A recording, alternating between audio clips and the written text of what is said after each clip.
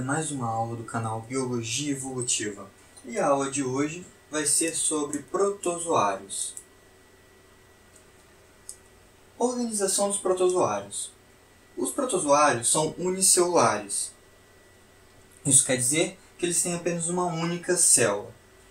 E essa única célula é eucariótica. Ok? Quer dizer, as células deles têm núcleo bem organizado. São umas células mais complexas. Observe o esquema abaixo, só para vocês relembrarem que uma célula procarionte, uma célula bem mais primitiva, ok? Já a célula eucarionte vai aparecer aqui no canto bem mais complexa, bem mais organizadinha. Tá tranquilo? Tá favorável? Vamos passar de slide. Protozoário é uma palavra do grego, que significa animal primitivo. Isso porque, logo no começo da classificação, eles acharam que os protozoários eram animais. Então deram essa sugestão, animal primitivo. Eles são heterótrofos, isso quer dizer, eles não produzem seu próprio alimento, eles têm que se alimentar de algum indivíduo. Geralmente eles vivem isolados ou formam colônias. Habitam os mais variados tipos de ambiente e muitos deles são parasitas dos seres humanos. Ok? Passando de slide, classificação dos protistas, dos protozoários. Os protozoários são classificados de acordo com o seu método de locomoção. Desse jeito, vamos ter vários tipos diferentes, como os risópodes, que são as amebas. Eles têm umas coisinhas chamadas pseudópodes, que são falsos pés. Bem, na verdade não dá para enxergar muito bem um falso pé. Se você utilizar muita imaginação, talvez você consiga. Temos também os ciliados, que se locomovem através dos cílios. Fácil, né, gente? Temos também os flagelados, que locomovem através do flagelo. Exemplo, igual um espermatozoidezinho. E temos os esporozoários, que não têm locomoção. Tá tranquilo? Vamos passar de slide. Vamos aprender um pouco sobre os risópodes. As amebas usam os famosos pseudópodes para a locomoção. Observe a imagem a seguir, realmente não parece muito bem um pé. Utilize sua imaginação no nível mais alto que você talvez vai conseguir enxergar alguma coisa.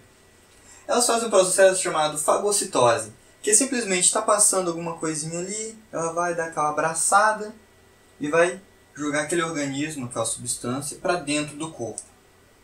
E aí, os vacúolos digestivos vão começar a digerir aquela substância. Digeriu a substância, ela vai ter que descartar o excesso que sobrou. Geralmente o excesso de água, através do vacúolo contrátil ou pulsátil. Para quê? Para sempre no organismozinho dela ficar em equilíbrio. Ok, gente? Passando de slide. Observem só o esquema dela englobando uma partícula com seus pseudópodes e os vacúolos digestivos vão fazer a função de digerir. Fácil, né? Vamos falar agora sobre os ciliados. Esses que utilizam os cílios como meio de locomoção. Geralmente eles vivem em água doce ou salgada. Eles têm um tipo de reprodução que vai ser citado aqui. Geralmente eles fazem reprodução, os protozoários, assexuadamente. Mas sempre tem casos de conjugação. O que vai ser essa conjugação, gente?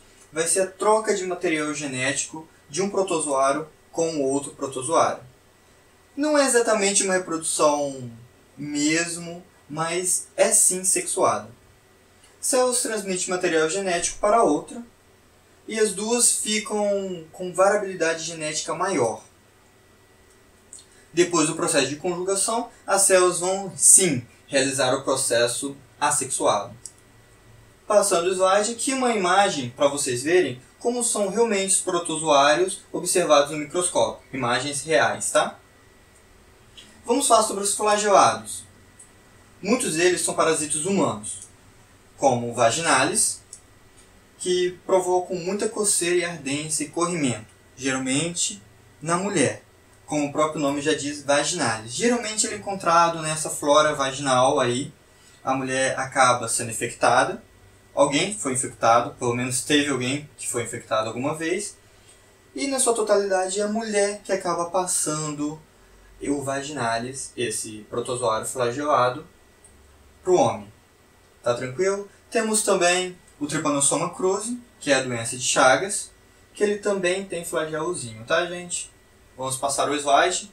Esporozoários. Esporozoários Não tem qualquer tipo de sistema de locomoção, eles são responsáveis por furar a membrana celular, e os mais comuns são do gênero Plasmodium, que causam a famosa malária. Vamos observar o esquema de reprodução. Essa reprodução, chamada de bipartição, divisão binária, ou reprodução assexuada. A célula vai se dividir originando duas células geneticamente idênticas. Ok? Observe o esqueminha. Uma célulazinha começa a dividir seu núcleo, divide quase completamente, vira duas células novas. Observe o outro esquema ali de rosa, seguindo a setinha sempre. Ok? Vamos observar agora como seria a reprodução sexuada dos protozoários. Vamos dar um exemplo melhor. Ao invés de duas células, dois protozoários azuis, vamos colorir um de verde para dizer que ele é geneticamente diferente. As duas célulazinhas, uma junto à outra, elas vão transmitir de uma para outra o seu material genético. Então, ao invés, um esquema representativo, tá, gente? Uma verde e outra azul, uma vai ficar verde e azul, outra verde e azul, porque passaram uma para outra o seu material genético. Logo depois disso, ela vai fazer o mesmo processo assexuado. Ela vai, aquela célula, começar a se dividir e originar duas células diferentes. Falando só um pouquinho sobre a doença de Chagas, geralmente é uma inflamação causada por parasita, o barbeiro, e ele faz o quê? Acaba fazendo que o coração, na sua totalidade, alguns órgãos do corpo humano, acabam aumentando de tamanho. A doença de Chagas tem cura? Tem tratamento. Cura mesmo só bem no comecinho, tá? E essa imagem a seguir aqui são os barbeiros, a imagem do canto. Gente, muito obrigado por assistir o vídeo até aqui. Se você assistiu aqui, provavelmente você gostou da videoaula, ou eu mandei você assistir na sala de aula. Então, dá um like, curte, se inscreve aí no canal. Muito obrigado por sua atenção e tchau!